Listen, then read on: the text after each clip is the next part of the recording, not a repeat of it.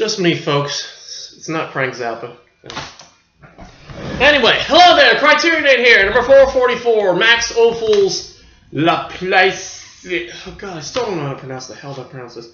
La Plaisir. La Plaisir. We'll call it La Plaisir. 1952, 97 minutes, black and white, more fresh. Well, circle has been broken. I definitely did not like this one as much as I did La Ronde. Mostly because I didn't get this movie as much. I thought the concept was cool. I thought, okay, little 3 short stories, and I thought, okay, that's kind of his style to tell stories that are fragmented, you know, shorter stories. And this one, obviously, there's only 3, so it's an expanded idea. But the story's just, I don't know, not a fan. They weren't written by him. They were the tales by Guy de Maupassant.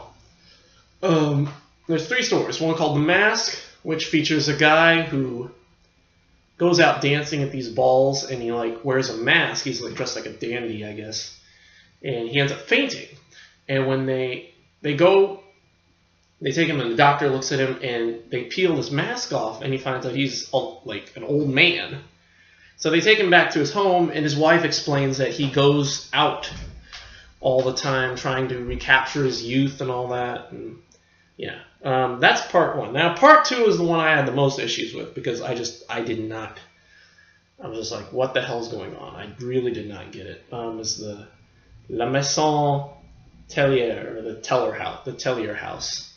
And it's about this woman named Julia who has a prostitute, God, what's the name of it? Not whorehouse. I was trying to think of a brothel. And one night, the brothel closes on a Saturday afternoon early. They close early. And all the men are like, what the hell's going on? What the hell's going on here? And they're all really freaked out.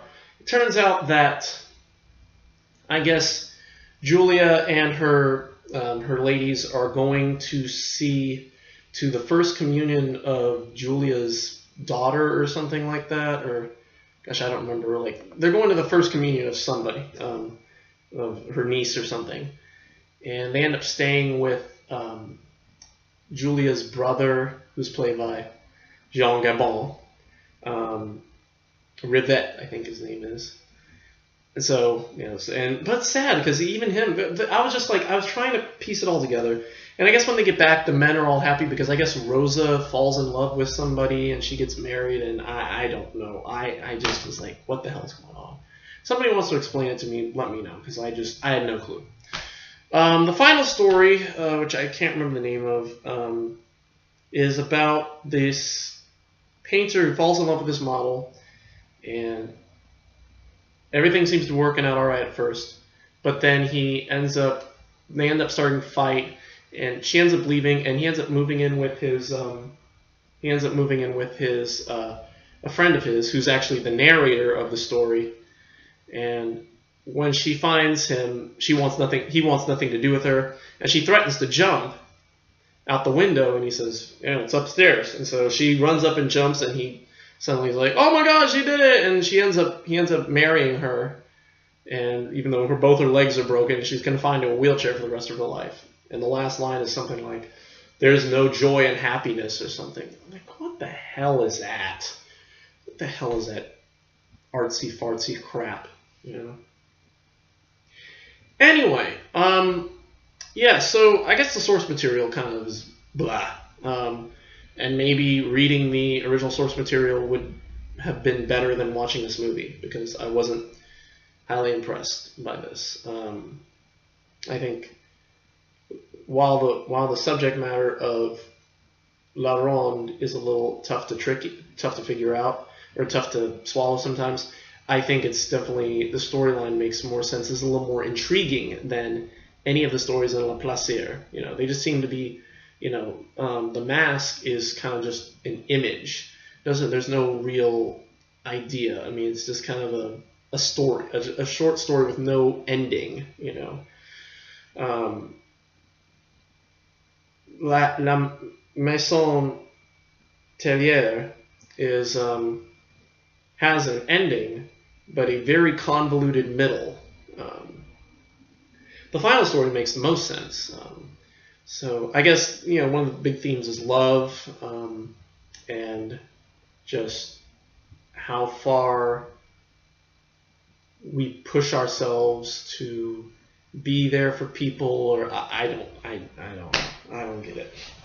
So that being said, yeah, again, I wasn't a big fan of this one, so I give La Plaisir a B. It's not my favorite. I definitely think La Ronde is better, which, you know, and so because of that, I don't know what we're gonna do about the last one, the next one in the series. So yeah. But anyway, La Plaisir B. Supplements. There's an introduction with Todd Haynes, who did Safe, which I'm not looking forward to. I guess there was and then there's the English and German language versions of the opening narration. I guess the German was done by Anton Walbrook, who was, of course, in Le Ronde and The Red Shoes. There's a video essay called From Script to Screen, featuring Jean-Pierre Berthon, who's a film scholar, and he talks about the making of La Plaisir, including, I guess, an original third act, featuring a guy named Paul. Yeah, and then there's also interviews with Daniel Gabin, who played the painter in the third act, and of course you remember him from La Ronde. The assistant director Tony Aboyance, and then the sec director Robert Christides or something like that. So yeah, plenty of supplements if you're really a fan of this film. But for now, La Plaisir B. I would pass on this one unless you're a Jean Gabin nut like me, in which case it's like, you know, he's the only decent thing about this movie, but he still can't save it from making it completely interesting because they don't give him enough screen time. Boo. So that's it for today. Sorry about this being late. Usually when I do trilogies, I really want to, keep them all one day at a time, one day in a row. But it just didn't work out this way, and I had to take a day off. So, but I'm here now, doing it here, and then tomorrow for sure.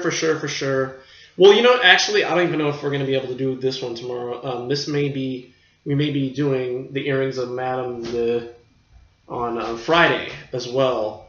Tomorrow is going to be a bit busy for me, but Friday, I definitely should have time, even looking at the supplements.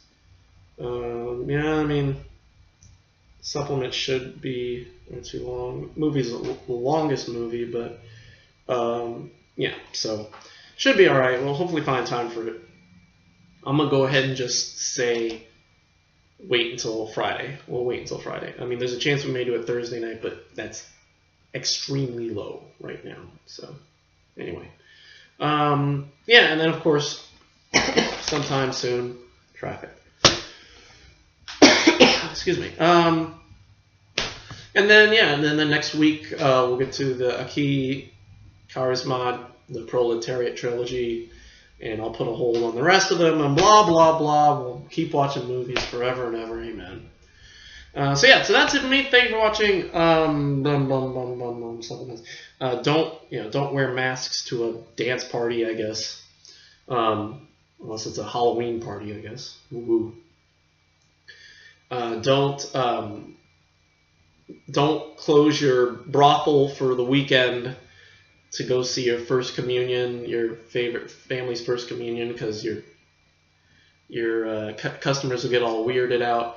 And don't jump out of a window. Don't commit suicide. That's the best one. Don't jump out of windows to prove your love to people. Don't do it. So anyway, that's it for me. Thank you for watching, and we'll see you tomorrow we'll see you probably on Friday for the earrings of Madame de. And until then, goodbye.